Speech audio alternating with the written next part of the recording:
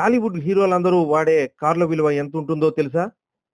అందరి కార్ల విలువ లెక్కిస్తే 300 కోట్లకు పైనే ఉంటుందని ఓ అనధికారిక అంచనా.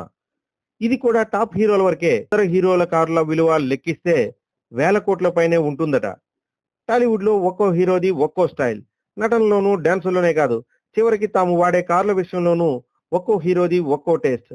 మెగాస్టార్ చిరంజీవి మొదట్లో మారుతి 800 కారు వాడేవారు. ఆ తర్వాత రాల్స్ రాయ్స్ ఫాంటమ్ నుంచి అన్ని మోడళ్ల కార్లను ఆయన చిరంజీవికి ఉన్న కార్ల పిచ్చిని గుర్తించిన ఆయన తనయుడు రామ్ చరణ్ చిరు బర్త్డేకి రోల్స్ రాయ్స్ కారును గిఫ్ట్ గా ఇచ్చాడు.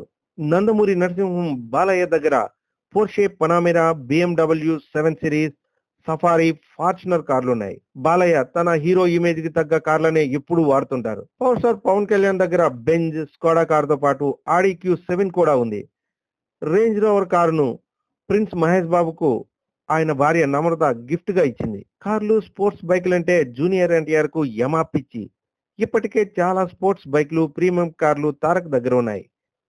రామ్ చరణ్ కూడా లేటెస్ట్ ఎడిషన్ కార్లను కొనడంలో అందరికంటే ముందుంటాడు. తన రేంజ్ కి తగ్గట్టు రేంజ్ రోవర్ కార్ కూడా చెర్రీ దగ్గర ఉంది. మాస్ మహారాజా రవితేజ వాడేది మెర్సిడెస్ బెంజ్ కారు.